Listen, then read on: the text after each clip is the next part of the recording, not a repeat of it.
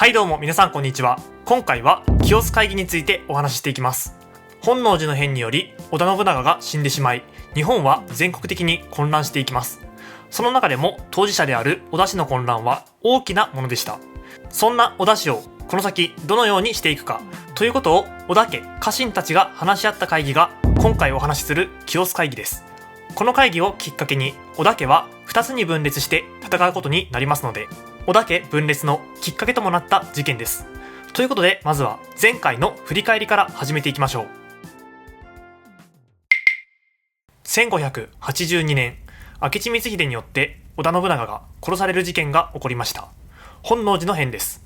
この本能寺の変で信長の嫡男である信忠も死に追いやられており、織田氏は後継者がいなくなってしまいました。その後、信長の家臣である羽柴秀吉が明智光秀を討ち取ったことで、この事件は終結しますが、織田氏の後継者問題は解決していません。こうして織田家重臣の羽柴秀吉、柴田勝家、丹羽長秀、池田恒興が清洲城へと集まって、今後の織田家の方針を決める会議が開かれます。これが清洲会議です。さて、こうして開かれた清洲会議ですが、最も大きな議題は、織田家の後継者を誰にするかという問題でした。先ほども言った通り、本能寺の変で信長と信忠が死んでしまいましたので、この後継者を選ぶ必要があります。幸いなことに信忠には三法師という息子がいましたが、この三法師はまだ3歳。織田家をまとめるには無理があります。ということで、三法師が成人したら当主にするということまでは決まりましたが、成人するまでの中継ぎの当主を選ばなければなりません。ここで名前が挙がってきたのが、信長の次男と三男である信雄と信孝でした。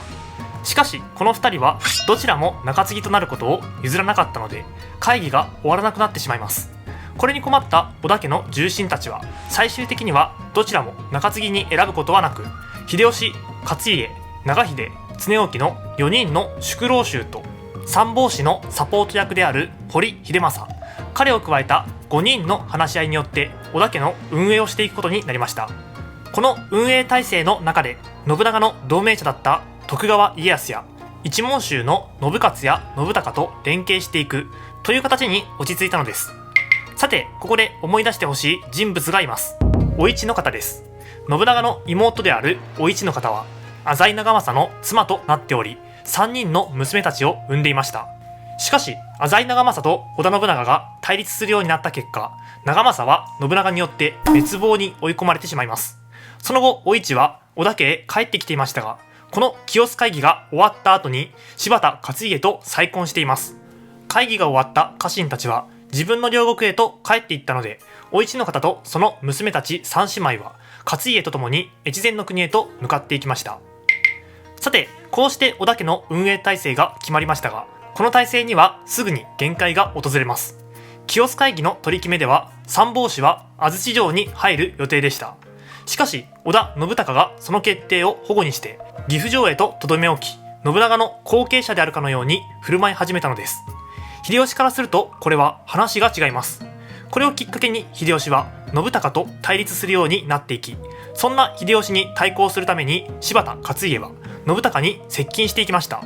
こうして織田氏は分裂していき、大きく分けて秀吉派と勝家派の2つに分かれてしまいます。しかし見て分かる通り、三法師を確保しているのは勝家派です。秀吉は正当性としては劣勢でした。そこで秀吉派の人々は話し合った末に、信孝は決まりを守らなかった、信雄こそが中継ぎにふさわしいと主張しました。こうして秀吉は信雄を仲間に引き入れた上で、三法師奪還のために挙兵します。こうして始まったのが三法師奪還戦です。この戦いが始まったのは12月。雪が降って軍を動かしにくい状況です。この雪の影響を最も強く受けたのは北陸を本拠地としている柴田勝家でした。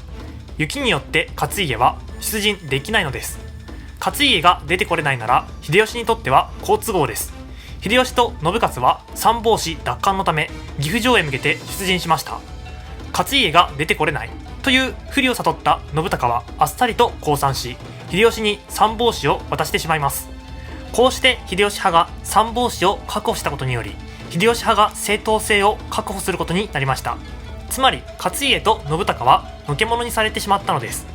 さて、こうなると柴田勝家としては黙っていられません。秀吉を倒すために仲間を集め始めます。同じように秀吉に対して不満を持っていたのが滝川一益でした。本能寺の変によって関東を追われた滝川一益は、関東の土地を失ったため所領を補充してほしいと主張していたのですが、ずっと対処してもらえておらず不満が溜まっていたのです。こうして柴田勝家と滝川一益は反秀吉派の勢力を作り上げていきます。彼らは徳川氏や毛利氏とも連携を取り、秀吉包囲網を作ろうと考えていたのでした。そんな反秀吉の動きを秀吉が見逃すわけがありません。こうして始まったのが賤ヶ岳の戦いです。さて、秀吉包囲網を作ろうとしていた柴田勝家でしたが、彼の期待は外れてしまいました。この頃の家康は信濃や甲斐の経営に専念していたし、毛利氏も自分の国の経営で手一杯だったのです。そんな状況で秀吉は勝家派の起点である長浜城へと出陣。当時長浜城には勝家の甥がいましたが、秀吉の出陣を聞いて降伏しました。その後秀吉は滝川一益を討伐するために伊勢の国へと兵を進めます。こうして秀吉の軍勢は滝川一益の居城である長島城を攻撃し、伊勢の国に火を放っていきました。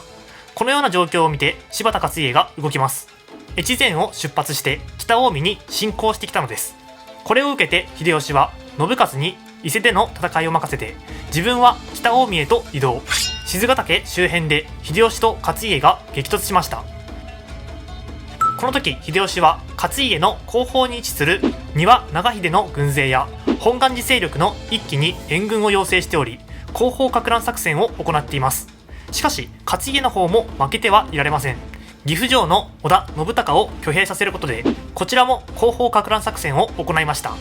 これにつられた秀吉は大垣城へと入りますが、その隙をついた勝家は賤ヶ岳の秀吉陣営を攻撃していきます。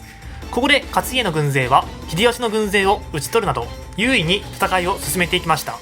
しかしここで調子に乗ってしまった柴田勢は、勝家が戻ってこいと命じたことも聞かず、そのまま前線に居座ってしまったのです。そこに現れたのが劣勢を聞いて帰ってきた秀吉です。まさか秀吉が帰ってくるとは思っていなかった柴田軍は焦って本陣へと撤退していき、それを秀吉が追撃します。ここで活躍したのが加藤清正や福島正則などのいわゆる賤ヶ岳七本槍と呼ばれる人々です。彼らの活躍によって柴田軍は壊滅し撤退していきます。こうして賤ヶ岳の戦いに敗北した柴田勝家は居城である北の庄城へと落ち延びていきます。もちろんですが秀吉もこれを逃すわけがありません。すぐに追撃を加えていきました。柴田勝家は北の庄城で奮戦しましたが、最終的にかなわずにここで切腹。再婚していたお市の方もここで運命を共にします。お市の方の娘たち三姉妹はこの時命を助けられており、三姉妹の運命はこれ以降分かれていくことになりました。こうして秀吉はこの戦いで柴田氏の勢力を服属させましたが、織田信孝や滝川一益はまだしぶとく戦っていました。秀吉の勝利を聞いた織田信雄はすぐに岐阜へと移動。信孝を捕まえた後、尾張の国南部へと連行して、そこで自害に追い込んでしまいます。一方の滝川一益は降伏しましたので、命だけは助けられました。こうして羽柴秀吉は織田氏内部にいた反対勢力を一掃することに成功し、織田氏内部での地位を確固たるものにしていったのでした。さて、いかがだったでしょうか。一応この段階での秀吉は織田家の宿老という立ち位置でしたが、今回の動画で見てきた姿からはもはや織田家を支える一員の秀吉というよりは政権の中心へと上っていく秀吉の姿が見えてきます。このように織田家の内部分裂を鎮圧した秀吉でしたが、またも内部分裂が起こります。信雄が家康と手を組んで秀吉に反抗してきたのです。ということで次の動画では小牧長久手の戦いについてお話ししていきます。それではまた次の動画で。